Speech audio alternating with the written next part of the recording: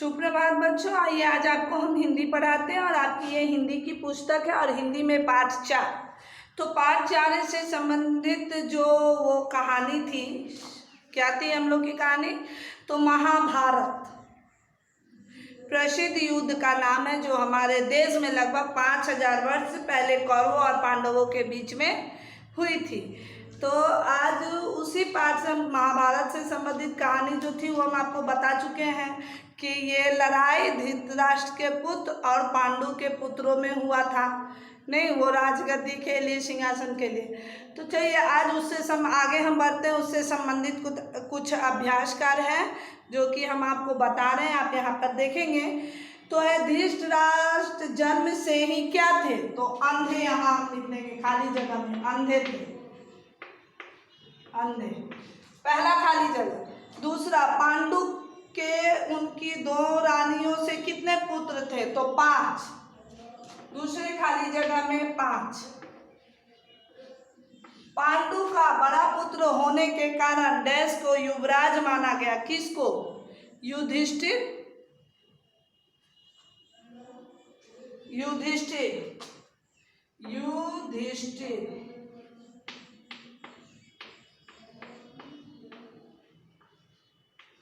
युधिष्ठिर को युवराज माना गया।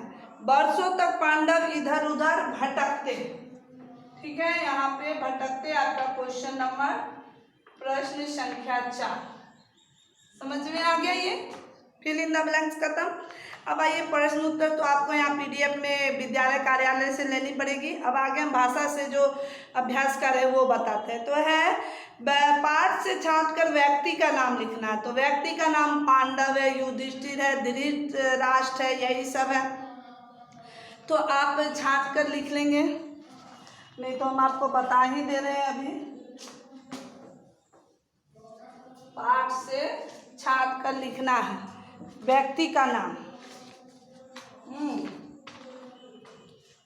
तो सबसे पहले विचित्रवीर। विचित्रवीर के पुत्र थे कौन? धृतराष्ट्र और पांडु।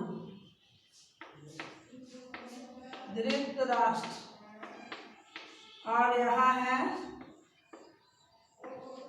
पांडु। माद्री, गांधारी,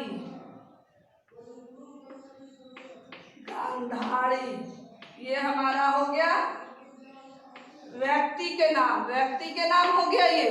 अब है स्थानों के नाम लिखना है। तो स्थानों के नाम में आप लिख सकते हैं, वो क्या बता रहे हैं, हस्तिनापुर। स्थानों के नाम में आप लिख सकते हैं, हस्तिनापुर है। फिर वो क्या बता रहे हैं, इंद्रप्रस्थ है। ये सब आप लिख सकते हैं स्थानों के नाम में। ठीक है, अब आएंगे हम दूसरा, भाव के नाम है। तो उन्हें दुख हुआ, दुख जो है वो भाव है, तो वो हम लिख सकते हैं। ठीक है, अब आगे बढ़ते हैं। प्रश्न संख्या 2, लिंग बदल कर लिखें। तो पहला है लिंग बदल कर लिखे में राजा है, तो राजा का लिंग बदलेंगे तो रानी होगा, ये आपको पता है। ठीक है, पुत्र का पुत्री होगा, पुत्र का पुत्री होगा। वीर का वीरांगना होगा, वीरांगना। वीर पुरुष के लिए, वीरांगना स्त्री के लिए। पत्नी का पति होगा, पति होगा। मामा का मामी। देख रहे हैं आप, पौत्र का पौत्री होगा। अब आइए 2 नंबर में, पढ़ो समझो। हिमालय 2 शब्दों के मेल से बना है। हिम जोड़ आलय, हिम का अर्थ है बर्फ और आलय का अर्थ है घर। उसी प्रकार से, जिस प्रकार से हिमालय 2 शब्दों से मिल के बना है, उसी प्रकार से महाभारत भी 2 शब्दों से मिलकर बना है। तो महाभारत दिया हुआ है, महाजोड़ भारत, इस प्रकार से हम लिखेंगे। प्रश्न संख्या 3 में है, 5 जोड़ 7 शाला। पाठ जो प्रश्न संख्या 3 शाला। विद्या जोर आलय। विद्या जोर आलय। आलय का मतलब भी घड़ी होता है, विद्या का घर। विद्या जोर आलय। प्रतिवर्ष। प्रतिवर्ष, प्रति मतलब प्रत्येक, हर एक साल। प्रति जोर वर्ष, प्रति वर्ष। अब है राज तिलक। राज जो राजा को जो लगा तिलक, उसे ही राज तिलक कहते हैं। ठीक है, इसी प्रकार से इसे बनेंगे। फिर अब आइए हमारा वर्तमान काल में बदल कर लिखो। विचित्रवीर के 2 पुत्र थे, तो वर्तमान काल में हो जाएगा विचित्रवीर के 2 पुत्र हैं। पांडु के पुत्र पांडव कहलाते थे, तो पांडु के पुत्र पांडव कहलाते हैं। पांडवों को राज करते हुए कुछ ही खास समय हुआ था। पांडवों को राज करते हुए कुछ ही खास समय हुआ है। पांडव हिमालय यात्रा पर निकल गए। पांडव हिमालय यात्रा पर निकल रहे हैं। वे बहुत दुखी थे, वे बहुत दुखी हैं।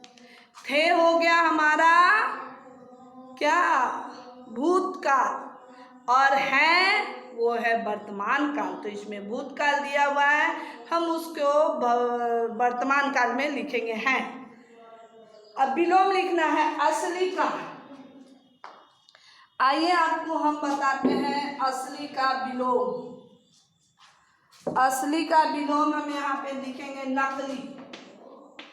असली का विलोम प्रश्न संख्या 5 शांति।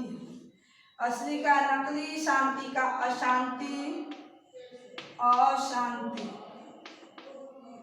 ठीक है, उसका विजय का पराजय, और अंत का प्रारंभ, अंत का विलोम। इसी के साथ हमारा पाठ 4 समाप्त हो रहा है। फिर हम आपसे मिलेंगे पाठ 5 में नेक्स्ट वीडियो में। आज के लिए इतना काफ़ी है। धन्यवाद।